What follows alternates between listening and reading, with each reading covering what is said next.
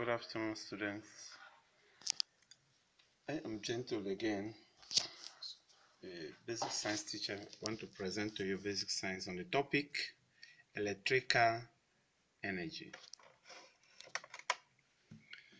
The objectives of our study for today is to define electrical energy, set up series and parallel circuits when materials are provided, then connect ammeter, voltmeter to a series of parallel circuits and read their values. States the function of some of the materials we have used, and then possibly to read electric meter for billing. Now let's look at electrical energy. What is electrical energy, as we may ask? Electrical energy is a form of energy generated by the flow of electrons. Electrons are negatively charged particles that are stripped out of substance. Now let's look at electron flows. Atoms are made up of electrons, protons, and neutrons. Electrons are negatively charged. They carries charges in metals. Electron flows in movements of electrons from one point to another, producing heat, magnetic or chemical effects. Electron flow is called electric current. Electron flow is generated by a chemical cell or generator and maintained by potential difference.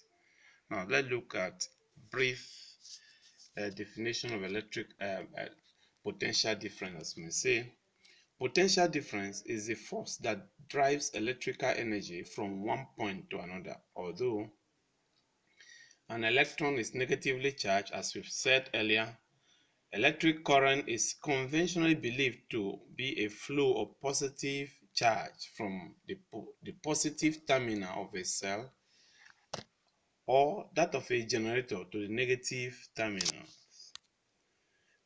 Now let's look at electric currents. Electric current is the quantity of electrical charge that flows through a given point in a conductor per second. That's why you see in your respective houses, immediately they take light, it will just go in a second, and when they supply, it will also come in a second. Now the unit of electric current is ampere. Then we have other units which include milliampere and then microampere. Now the instrument used in measuring current is the ammeter. When we talk about the measurement of current, is ammeter. Now smaller type of ammeter are in milliammeter and the microammeter, and also the galvanometer. These are instruments used.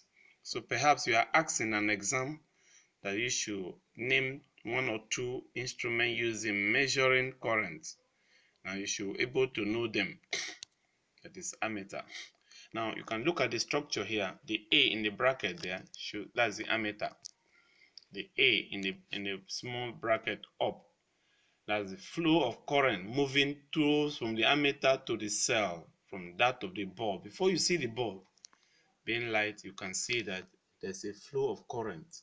That current carries electron, and that electron are negatively or positively charged, and they move towards the circuit. This is an open circuit where you see the A in the bracket, and then you see the lighting bulb, and then the cell as a cell. Now, the most common way to measure current in a circuit is what we call the circuit break, that open up and insert an ammeter in series. Now with the circuit, all electrons flowing through the circuit also have to go through the meter, because measuring current in this manner requires the meter to be made to pass through a circuit. It is most difficult or most important to know that this type of measurement make the voltage, or what we call the resistance.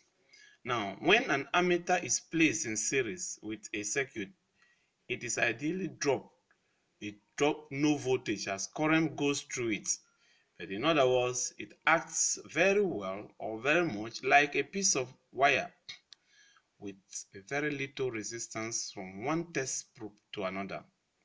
Consequently, an ammeter will act as a short circuit if placed in a parallel of a substantial source of voltage. Now, this is done using what we call a surge, circuit surge. Now, ammeters are generally protected from excessive current by means of a small fuse. Now, you look at your fuse in the house, the fuse plug we use in the house. Sometimes our television plug and our laptop plug come with what we call a fuse. That fuse protects the system. That's what we are trying to talk about. That if the meter is accidentally connected across a substantial voltage source, the resultant surge is current. In current will block the fuse and render the meter incapable of measuring current until the fuse is replaced. If you remove fuse from the adapter that we place on the wall, you discover that current will not flow. That's exactly what we are saying. Then let's look at the galvanometer. The galvanometer is a type of ammeter used to detect the presence of current since it measures a very little value of current. Just like we talked about the fuse and the fuse plug, there is a fuse in it. We also have a galvanometer that is used, a type of ammeter, to detect the presence of current. Presence of current, just like when we want to know whether there's current in a cable, we use the screwdriver that has, they call it tester screwdriver, to test, and when the light comes up, that shows that there's a flow of current. So galvanometer is a type of ammeter that is used to detect the presence of current since it measures a very little value of the current. Now let's look at the effect of current. What are the effects of current? Now before we look at that, let's look at electric current. It has three effects: the chemical, the thermal, and the magnetic. Now let's look at the chemical effect. Having known that there are effects of chemical, there are electric current. Let's look at the chemical aspect. Now, when electric current passes through a chemical solution, it decomposes. Decompose means it decay. The chemical substance, that's the chemical substance present inside. If you expose it, it decay. Now, this process is called electrolysis. That's the decay of chemical substance. Now, water decomposes into hydrogen and oxygen component through electrolysis. Now, the second one is the thermal effect. When electric current passes through a conductor, it generates heat in the conductor. Now, conductors are those things that can be able to transfer electricity, heat and electricity from one point to another. Example of conductor, which we've talked about earlier, is the spoon, those iron and all that. Water is also another example of conductor. Now, this is used in water heater and boiling rings used in home. Now you discover that you plug your heater to the wall, and then you plug your electric heater or electric kettle to the wall, and then suddenly you see lights and the water start boiling. That means it transfer. So you discover that the kettle and the other instrument can serve as conductor. They serve as instrument of heat and electricity. Then we have the last one, magnetic effect. Electric current generates a magnetic effect around the conductor. It passes through it. Now, whenever you discover that electric current is allowed to pass through a magnetic field, now you see electric current will pass through that magnetic field. Now, this is used in some home appliances or home use apparatus. For example, the electric bell. The electric bell we use in the house, when you connect electrics to it, you discover that the magnetic field that is present in the electric bell will now conduct the electricity, and then the bell will start to ring. Now let's look at electric circuits. What is electric circuit and how are they formed? Now, electric circuit is formed when one or more electrical components are connected across terminals of electric or electrical generator. Now you discover that when you plug your generator, there are 3 cables that are connected to it before it can give light. One is the neutral, the other one is the light, which we call live, and the other one is the earth. That earth is the one that was able to grant excess of current or voltage that has been transferred by virtue of the thunder or any other excess of electric current that is found within that area. So we discovered that when this is done, the components are connected across the terminal. The terminals are the cables that come from it. That terminal of a generator, and which I've said, and then accumulator and the electric energy or electrical energy generated is transported around it. If you connect cable to your generator, you discover that that cable connected to the generator, immediately you start the gen, you discover that light will be given at the bulb end. That is by the effort of the terminal. That's what we are talking about there. Now let's look at the electromotive force or electromagnetic force, as the case may be. Now we call it the EMF of a cell, the electromotive force. The EMF of a cell is the total energy generated per coulomb, and it is the measure of the potential difference across the terminal of a cell in an open circuit, which I've earlier given here. That an open circuit is the one I gave you as an example there, is an open circuit. Now you see from the example here, you see the ammeter, you see the cell, and then you also see the voltmeter, which connect to a circuit. Now it said a cell is an open circuit when it is not connected to any electrical component, and it is measured in volts, where you see the V in the diagram I've earlier shown to you. There is V inside that diagram. Now let's look at the arrangement of a cell. Cell can be connected in series or parallel. Now whether you connect them in series or parallel.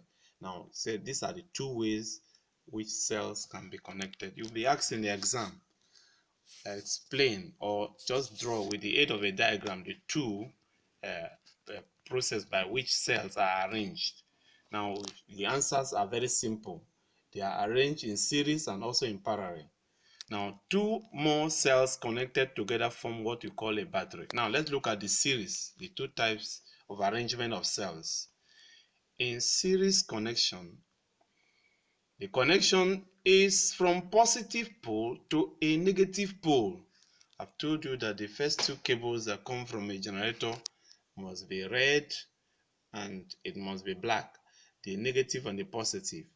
Now the other one that is either green or yellow is always earth. Now we are talking about series here, that in series connection is from a positive pole to a negative pole, or a negative pole to a positive pole. These are the 2 things that forms the series. Now this is the diagram here. You see in the diagram of series arrangement, you have what we call, what we say has the arrow 1, which is equal to arrow 2, arrow 3. Now if you say 1 over arrow 1, it will be the same thing as, it will equal to 1 over arrow 1 plus 1 over arrow 2 plus 1 over arrow 3. They are in series. That's why they call them series arrangement of cell in the series format. Now you look at the characteristics of series connection. The characteristics of series connection, when we have the E in series, is equal to E1, E2, and the E3. Now the total resistance or total internal resistance of the cell is equal to the sum of the individual internal resistance. What are we trying to talk about? We're trying to explain there is the arrow will be equal to arrow 1 plus arrow 2 plus arrow 3. Now the arrow becomes the internal resistance of the cell, which will be equal to the sum of the individual resistance in that same series. Now what are the advantages? 1, there is increase in voltage strength. When you see them in the arrangement, you see that the arrow 1 plus the arrow 2 plus the arrow 3 has a stronger voltage, because for that reason we said there is increase in voltage strength. That means they are stronger. Now, number 2, the cells do not lose electrical energy when connected. They don't lose electrical energy because they are together. When arrow 1 will be equal to arrow 1 plus arrow 2 plus arrow 3, they don't lose any electrical energy. There's no loss of energy because the connection, or when they are connected, there is no left over or a long time. Over a long time, there is very close circuit. Now let's look at the parallel connection. In parallel connection, all poles, especially the positive poles of the cell, are connected together, and all negative poles are connected together. They are not connected like the one in series connection. All poles, especially the positive and the negative poles, are connected together because they are not series, they are connected together. Let's look at the characteristics. Number 1, the combined electromotive force of a cell is just equal to the electromotive cells of one of the cells. That is the arrow 1, arrow 2, arrow 3 is equal to one of the cells. Now, number two, the combined the internal resistance, that's the arrow of the cell, is obtained using this formula. 1 over arrow is equal to 1 over arrow 1 plus 1 over arrow 2 plus 1 over arrow 3. Unlike the series connection where arrow 1 is equal to, or arrow is equal to arrow 1 plus arrow 2 plus arrow 3. Here it becomes the difference is the case where the 1 over arrow is equal to 1 over arrow 1 plus 1 over arrow 2 plus 1 over arrow 3. So if you are asked in the exam, state categorically or state with the difference between the parallel and a series connection, you'll be able to tell them clearly that the parallel connection are different by their diagram and also by the arrangement of the current or their resistor in their cells. Now, the advantage is that cell blasts last long since they shared a total current generated. That's one of the advantage. You can look at the parallel cell here, where we have the arrow 3, arrow 2, and arrow 1 respectively in parallel. They are parallel as the vote goes on. Then let's look at the cell arrangement in parallel. We talked about the advantage. Let's look at the disadvantages. The disadvantage is that the cell loses electric energy when left for a long time due to the positive or possible fall in strength of any of the field. You can see that when it lasts for a long period of time, the cell loses excess of energy. That's what we are talking about. Let's look at ammeter. What is ammeter?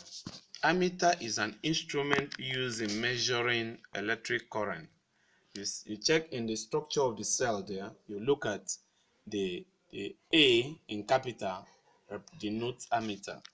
And that's what we are trying to look at and to define. That if you are asked in the exam, what is ammeter?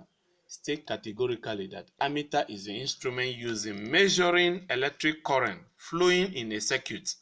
Now you've seen the battery circuit and you've seen the cell too. You've also seen the position of ammeter. It is used to measure the electric current flowing in a circuit. Now it is connected in series along the direction of flow of current. Now let's look at potential difference. The potential difference is a measure of the work or energy used in driving an electric charge from one point to another, and that is measured in volt. It's measured in volt. I was talking about ammeter. Now let's look at voltmeter. Before we look at voltmeter, let's look at the potential difference. Potential difference is a measure of work or energy used in driving an electric charge from one point to another, and that is measured in volt. If they ask you the potential difference is measured in volt. How is it measured? It is measured in volt. Now let's look at the voltmeter. The voltmeter is the instrument used in measuring the potential difference or voltage between 2 points in an electric circuit. As earlier shown in the electric circuit, you look at the position of the voltmeter. It is used in measuring the potential difference or the voltage. When we talk about measurement of the voltage, and so sometimes you see the appliances in the house cannot be carried. Your fridge will drop, and as a result of low voltage, even sometimes our television and other appliances we use in the house are dropped by when there's still light. It is as a result of the drop in voltage. So the voltmeter will be able to measure the voltage, either it is high or low. So the instrument used in measuring the potential difference or the voltage is what we call the voltmeter. Now, an analog meter or voltmeter moves a point across a scale proportion to a voltage of the circuit. Now, let's look at the resistors. Before we do that, let's look at the advantage or the importance of a voltmeter. A voltmeter must have a higher internal resistance than that of the material whose potential difference is to be used. If not, it cannot calculate the voltage. A voltmeter is connected in parallel to the material whose potential difference is to be measured, just as I've said here. Now, let's go straight to resistors. What are resistors? Resistor is an electrical conductor which opposes the flow of electric current. The resistance of a conductor is measured in ohms, and it consists of wire carbon or graphic wood around an insulator with free wire in as a terminal for connection or as terminal for connection. Now, a resistor can just be an instrument or an electrical conductor. Electrical conductor are instruments that conduct heat and electricity, which oppose the flow of electric current. If you are asked in the exam, you can state like that carefully. It is just as simple as that. Now, let's look at the types of resistors. Now, we have what we call the wind wound resistors. This is a type of resistors where wire is wound around an insulator. When wire is wound around an insulator. Now, if you check our overhead cable, the 33 and the 11 kVA, what we call 33 line, they are cables that are naked up. Those cables that are suspended up, you discover that there are places that they connect them to something that is round. That round thing is what we call the insulator. Now, we call that one, that wind wound resistor. That is a type of resistor where wire is wound around an insulator. Now we have what we call fixed resistor. This is a length of wire of known resistance. Now we have the other one called variable resistor. Now, variable resistor is a type of resistor where wire is wound around an insulator and a device is used to adjust the wire length to produce different values and resistance. Then we have variable resistor, which has to do with the box that contains several movable or removable plug of different values of resistors. Now, this is an example of rheostat. You can see an example of rheostat where we have the ammeter, the A is in bracket, then you have the voltmeter. Voltmeter is down, and then this is the EMS cell. You can see the cell where we have the plus and minus here. Now you see the flow of current, that's the direction here. The current is going up. You can see going to the resistor. the current flow from the voltmeter, from the ammeter, voltmeter down to the resistor. You can see the direction here. Now, to conclude the class, I would like you to just take cognizance of this. The assignment is an integral part, and you are supposed to do this assignment and submit it accordingly so as to know actually whether you are following up what we are teaching. And what is the difference between potential difference and the ammeter? What is the difference? I've given you a good example. Now, the assignment number 2, draw and label an electromotive cell. Assignment number 2, draw and label an electromotive cell. Assignment number 1, what is the difference between potential difference and an ammeter? Thank you. I would like you to pay attention to this class and then keep learning. Make sure that you inform others. Learning is going on. There is no going back. We have to stay at home and learn. If you have any comments or any question, you can always call on us by sending text to our portal for response.